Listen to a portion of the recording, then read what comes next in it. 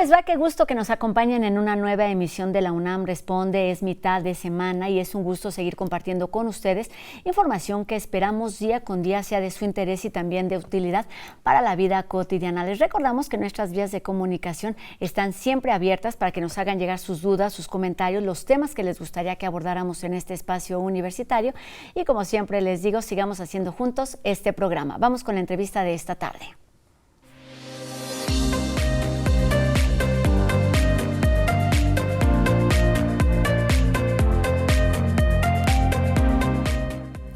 El cáncer sigue siendo una de las principales causas de muerte en México y en el mundo.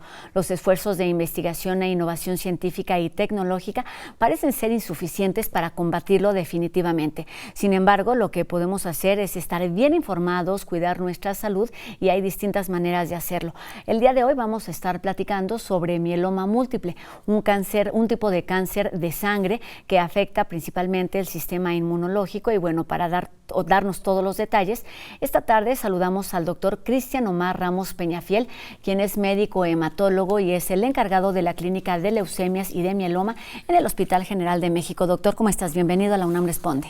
Hola, ¿qué tal? Buenos días. Pues antes que nada, muchas gracias por la invitación. Un gusto que estés aquí con nosotros en la UNAM Responde este miércoles y pues la palabra cáncer sabemos es una palabra fuerte, pero lo importante es pues intentar identificarlo y tener información clara. Comencemos por ahí. ¿Qué significa y qué es exactamente este tipo de cáncer, mieloma múltiple? Ok, bueno, como bien comentas, la palabra cáncer es una palabra muy fuerte. Es como una bomba, un accidente que te cambia drásticamente la vida. ¿Cuál es el problema del mieloma? A diferencia de otro tipo de cánceres, los cuales son muy evidentes, por ejemplo, un cáncer de mama, sienten alguna tumoración, un linfoma que tiene un ganglio inflamado a nivel del cuello, el mieloma múltiple es un cáncer de crecimiento muy lento y en general se requieren muchos datos clínicos para poder hacer una sospecha. ¿Esto qué quiere decir? Que, por ejemplo, un paciente con mieloma, probablemente la primera célula maligna que se empezó a generar en su cuerpo tardó en promedio de 3, 4 o 5 años para que pudiera ya ser algún dato clínico evidente. Entonces, esto no solo físicamente, sino clínicamente. Entonces, inclusive ya cuando se diagnostica, el paciente ya pasó por varios especialistas. En promedio se estima que para el diagnóstico de un mieloma, el tiempo promedio es de entre 7 hasta 12 meses. Y un paciente visita en promedio de 4 a 6 médicos, incluyendo varios especialistas, porque los datos clínicos son muy variables. Por eso muchas veces es muy difícil hacer su diagnóstico. Antes de entrar a este diagnóstico, los tratamientos y demás, platícanos cuál es la situación en nuestro país, quizá en cuanto a cifras, qué tan presente está, qué tan común es este tipo de cáncer. Ok, afortunadamente mieloma múltiple se está volviendo muy visible. Muchas veces siempre ubicábamos leucemia, que es algo muy sencillo, sabemos que es un cáncer líquido. Un linfoma, pues es algo más evidente, son inflamación de los ganglios. Pero mieloma múltiple siempre está un poco rezagado, pero curiosamente es la segunda neoplasia o el segundo cáncer de la sangre con mayor frecuencia. Por ejemplo, en nuestro país, en promedio, igual por estadísticas del Instituto Nacional de Cancerología, tenemos alrededor de entre 2.500 a 2.800 mielomas múltiples diagnosticados cada año, los cuales están distribuidos en todos los sistemas de salud. ¿Cuál es el problema? Que muchas veces tenemos sistemas centralizados. Eso pues evita muchas veces el diagnóstico rápido y la referencia oportuna para poder empezar un tratamiento. Y sabemos que la oportunidad es una palabra clave prácticamente en todas las enfermedades, pero en cáncer particularmente. Mencionaste pues ya leucemia. ¿Cuáles son las diferencias, las similitudes con este tipo de cáncer que pues también sabemos es uno o el más común en cuanto a cáncer de sangre? Ok, digo, en general todos los tumores de la sangre o las neoplasias de la sangre son como primos hermanos. El problema es dónde se ubican. Por ejemplo, la leucemia son cánceres líquidos. Esto quiere decir que cuando un paciente nos pregunta qué tan avanzado está, hay que decirle que pues tiene leucemia desde la punta del cabello hasta la punta del pie, porque está distribuido en todo su cuerpo. A diferencia de un linfoma, el cual esa célula maligna está ubicada en alguno de nuestros ganglios, que son esas pequeñas bolitas que tenemos distribuidos en todo nuestro cuerpo y nos sirven para defendernos. ¿Qué pasa con el mieloma? Curiosamente, y agradecemos hasta cierto punto la pandemia, que nos ayudó a que la población tuviera muchos términos, como vacunas, anticuerpos, pruebas de laboratorio que muchas veces eran sofisticadas, ahora ya el lenguaje es muy coloquial entre todas las personas. Y la célula que se enferma, en el caso del mieloma, es la que se encarga de producir normalmente los anticuerpos. Okay. Eso la llamamos la célula plasmática, es como la fábrica. Cuando te colocan una vacuna de COVID, necesitas a una célula plasmática que produzca los anticuerpos en contra de COVID-19. ¿Qué pasa con el mieloma? Esas células plasmáticas las tenemos distribuidas en todo el cuerpo, pero en la médula ósea le gustan vivir, es como su casita. Entonces, cuando regresan a la médula ósea, empiezan a crecer y empiezan a desplazar, así como un mal roomie, un mal inquilino, empieza a desplazar a toda la sangre normal. Y eso es lo que hace que finalmente puedan generarse fracturas, que es una de las manifestaciones clínicas más frecuentes o iniciales, porque se desplaza toda la sangre normal y aparte debilita toda esa casita, ese tuétano que está recubierto de hueso, lo vuelve mucho más débil y eso es lo que hace que los pacientes se fracturen. Por eso es como uno de los primeros datos de que tenemos de alarma, que es el dolor. Entonces, todos nuestros pacientes de mieloma en general siempre reportan dolor a nivel lumbar. Y eso es porque la columna lumbar es el hueso que carga mayor peso de nuestro cuerpo. Entonces, muchas veces tenemos un dolor y decimos, no hay ningún problema, es una ciática. Pero si tienes un dolor persistente que no disminuye con los analgésicos, y aparte otro dato clínico muy importante es que van disminuyendo de estatura. Nosotros en nuestra serie, 70% de nuestros pacientes notan que están bajando de estatura, inclusive se van encorvando. Okay. Pero no te das cuenta porque no le tomas mucha atención. Eso es porque tienen microfracturas. Y eso es lo que hace que poco a poco vayan disminuyendo de estatura. Vas cambiando la postura. Conforme va avanzando más la enfermedad, ahora sí, puedes tener fracturas evidentes. Por ejemplo, un paciente voltea y se puede lesionar o fracturar la columna cervical.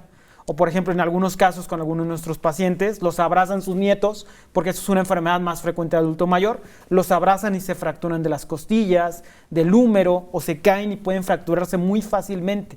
Y entonces por eso son datos clínicos pues muchas veces muy vagos. Eso lo lleva al ortopedista y entonces el ortopedista trata la fractura, pero la fractura no mejora. Entonces es cuando ya empiezan a juntar cosas.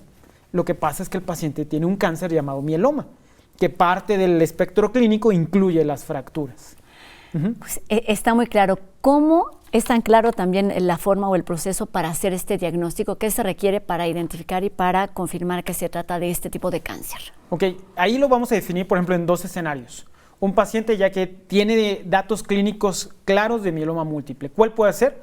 Un paciente el cual ya tiene dolor óseo o fracturas patológicas. Okay. Todos nuestros pacientes, si hacemos algún estudio de imagen muy específico, vamos a encontrar que van a tener fracturas, en menor o en mayor proporción.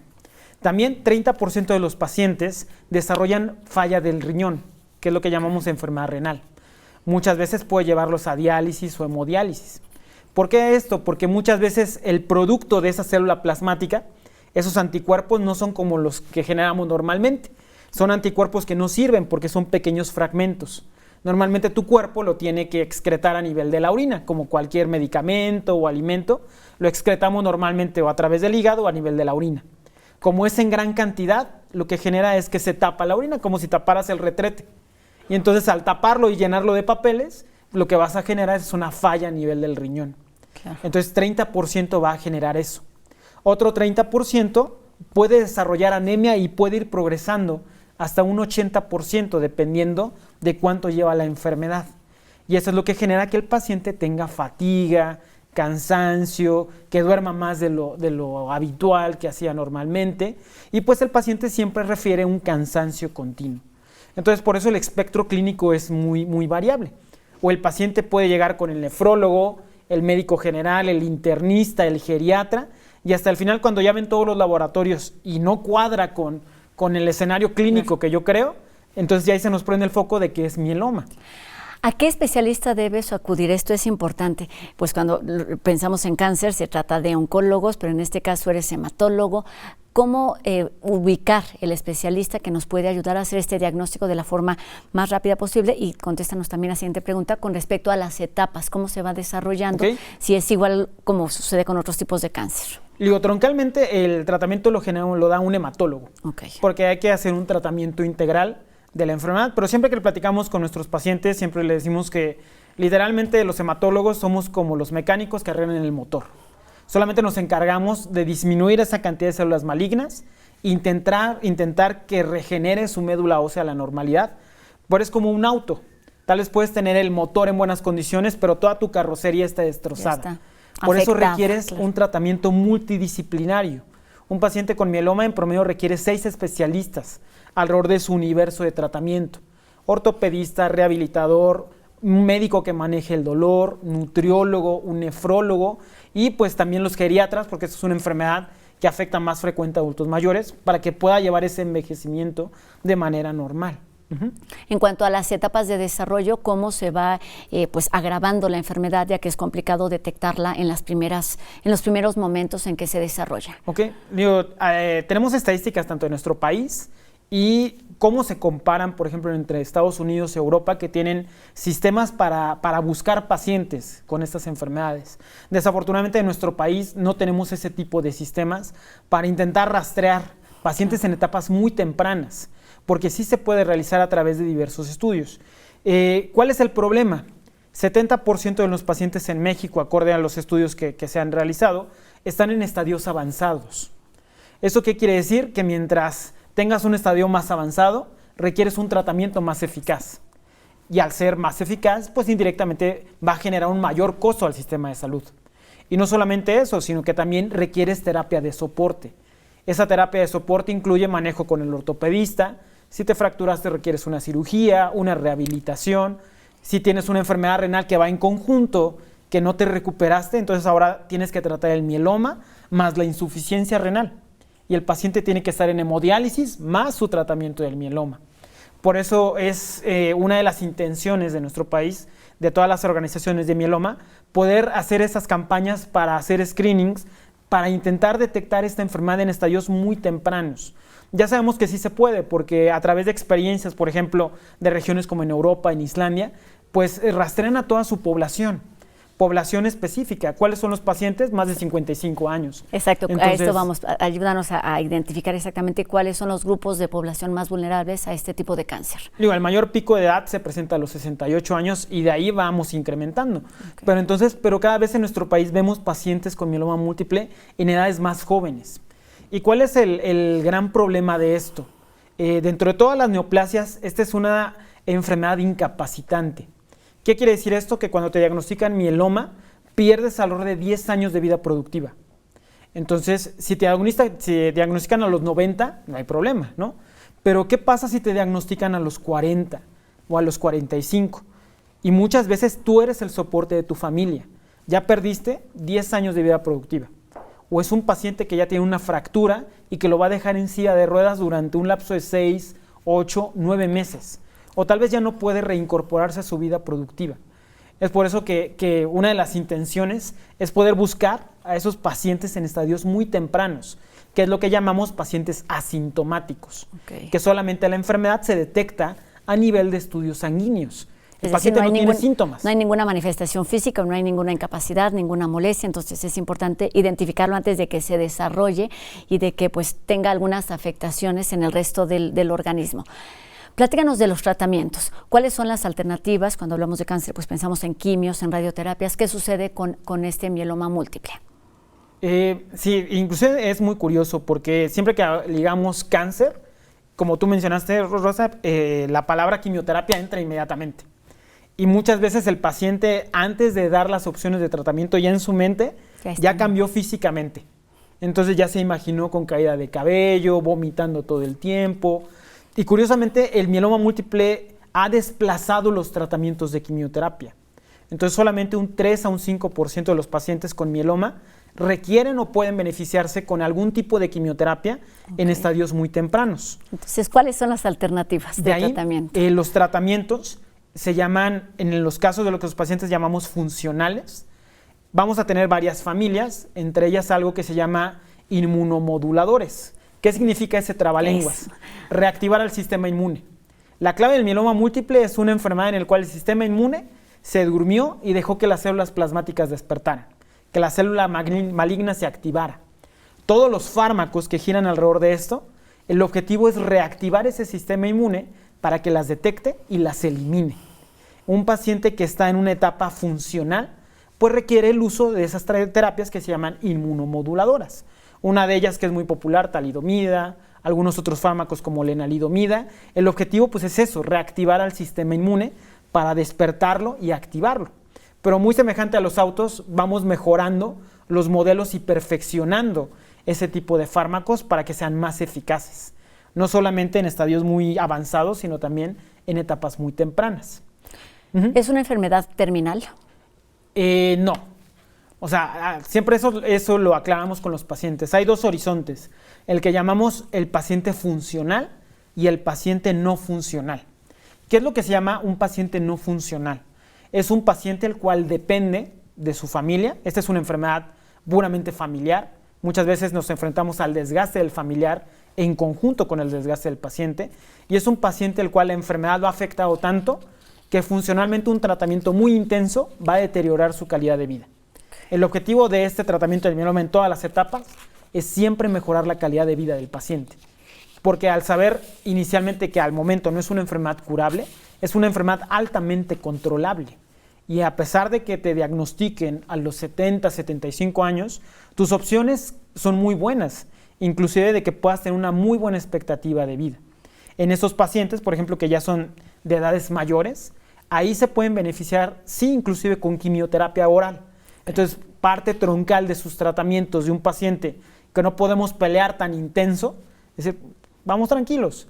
Hay opciones de tratamiento que el objetivo es mantener la enfermedad lo más tranquila posible para que puedan llevar su vida lo más normal que se pueda. Importante esto que nos mencionas, doctor, expectativa y calidad de vida son factores que tenían que estar presentes básicamente en la vida de todos los pacientes. Y hoy que estamos hablando de mieloma, pues nos quedan menos de 2 minutitos para terminar. Ayúdanos a identificar, además de la importancia pues de intentar detectarlo a tiempo, ¿qué podemos hacer en nuestra vida cotidiana? ¿Se trata de alimentación, de hábitos? ¿Cómo se puede prevenir o cómo se puede pues disminuir este padecimiento, la presencia de este padecimiento? Este tipo de enfermedades es muy difícil prevenirlas. El factor que, digamos, es el principal para que lo desarrolles es la edad. Mientras más envejecemos, más probabilidad tenemos de tener este tipo de enfermedades. ¿Qué es lo único que podemos hacer? Intentar prevenirla. Y entonces a través de diversos chequeos sanguíneos, algunos que se llaman electroforesis de proteínas, intentar detectarlas a nivel del suero, poder hacer ese rastreo cada 3 o 5 años. Okay. Podemos intentar buscar ese piquito anormal que puede empezarse a despertar y que en 10 años me puede desarrollar mieloma. Pero una gran diferencia es que yo lo vaya rastreando y vigilando. Buscando, a ver. Sí. Y al momento que ya veamos y me consulte con mi médico de que ya está en un punto peligroso, empezar el tratamiento, pero yo no tengo síntomas. Eso cambiaría drásticamente nuestro escenario. ¿Cuál es el problema en nuestro país? Todavía sigue siendo el sistema de referencias. Entonces muchas veces es difícil que el paciente acceda a un médico hematólogo rápidamente, pasa por varios especialistas.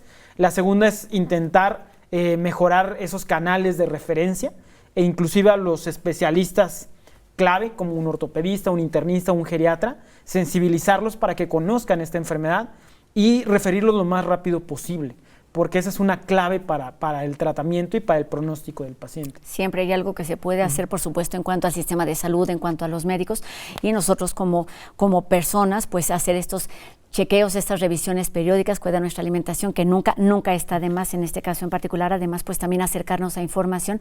Por eso es que año con año se conmemora el 5 de septiembre, el Día Mundial del Mieloma Múltiple, que de lo que se trata, lo que busca es básicamente es concientizarnos y estar informados de que existen este tipo de padecimientos.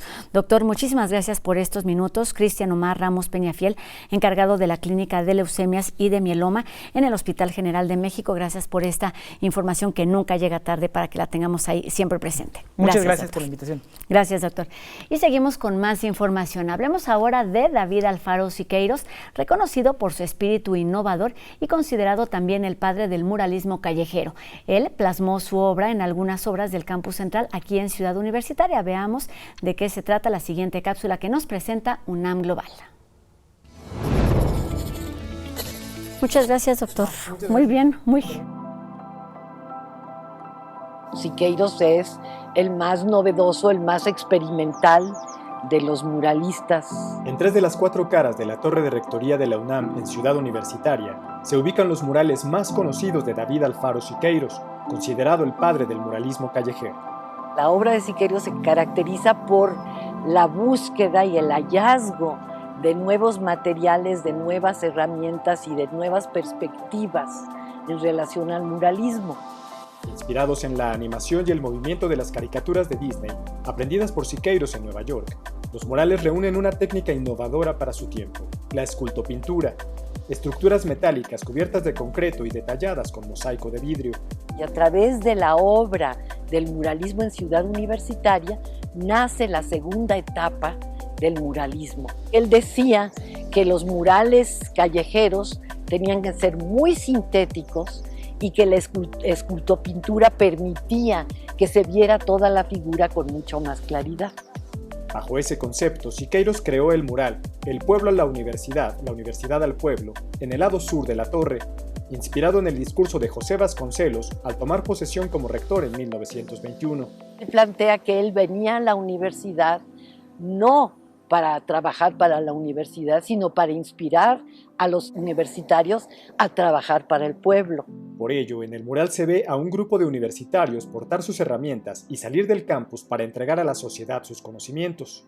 En el lado norte del edificio central se encuentra el derecho a la cultura, un brazo monumental que apunta hacia 5 fechas fundamentales en la historia de México, aunque la última quedó a propósito como una interrogante. En el muro poniente con vista al campus central está el nuevo símbolo universitario, mural que Siqueiros no concluyó y representa una abstracción del escudo de la UNAM. Justo en ese espacio sesionaba hace algunos años el Consejo Universitario y actualmente hay un auditorio. La UNAM como el símbolo del saber. Siqueiros era un profundo respetuoso de la ciencia, del arte.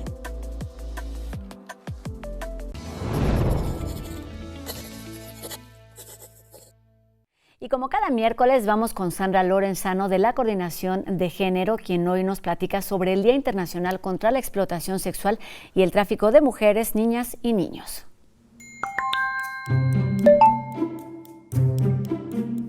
Cada 23 de septiembre se conmemora el Día Internacional contra la Explotación Sexual y el Tráfico de Mujeres, Niñas y Niños, como recordatorio de que la esclavitud sigue existiendo en pleno siglo XXI. Instaurado desde 1999 por los asistentes a la Conferencia Mundial de la Coalición contra el Tráfico de Personas, llamada Organizándonos contra la Explotación Sexual Regional y Global, en reconocimiento al hecho de que son las mujeres, niñas y niños los más afectados por esta forma de esclavitud. Y en honor, además, a la primera ley en Latinoamérica en contra de la prostitución infantil, la llamada Ley Palacios, promulgada en Argentina en 1903. Tan solo en México, del 2016 al 2021, se identificaron a través de la apertura de carpetas de investigación a 3.896 víctimas, de las cuales 2.934 son mujeres y casi la mitad de estas son niñas. Sin embargo, según un informe de la CNDH, las cifras totales estimadas de la explotación sexual y el tráfico de mujeres e infancias en el país asciende a más de 500,000 personas. Esto nos dice que la existencia de la esclavitud sexual se basa en un sistema que vulnera y desampara a las personas por su condición de indefensión, siendo el género, la lengua materna, la edad y la condición socioeconómica factores preponderantes que construyen presas fáciles, lo decimos entre comillas, para la delincuencia que lucra con la vida de las víctimas alrededor del mundo. Para comprenderlo más, la UNAM tiene, y se los contamos aquí, un diplomado interinstitucional abierto a todo público. Les invitamos a estar pendientes de las convocatorias que se abren de manera constante y pueden solicitar más información al siguiente correo: diplomado.trata@políticas.unam.mx. Mil gracias por habernos acompañado. Muchísimas gracias, querida Rosa. Y para terminar nuestro programa de hoy, queremos compartir con ustedes información relacionada con la primera Feria del Empleo LGBT y más que se llevará a cabo en la alcaldía Coyoacán y está dirigida a personas de la diversidad sexual en la Ciudad de México que buscan empleo y bueno, se llevará a cabo este viernes 23 de septiembre en la Alameda del Sur, ubicada en Canal de Miramontes, en Cuapa. Se trata de un evento que busca vincular laboralmente a la comunidad de la diversidad con más de 50 reclutadores que ofrecen vacantes en empresas que promueven espacios seguros e inclusivos. El horario de atención de la feria será de las 10 de la mañana a las 3 de la tarde y todos los detalles los encuentran en el sitio que aparece en nuestra pantalla. Con esto terminamos nuestro programa de hoy. Los invitamos a que nos acompañen el día de mañana en una nueva emisión de La UNAM Responde. Gracias a ustedes que nos acompañan del otro lado de la pantalla. Gracias a todas las personas que hacen posible esta transmisión día con día. Y nos encontramos aquí mañana a 2:30 por TV UNAM. Adiós.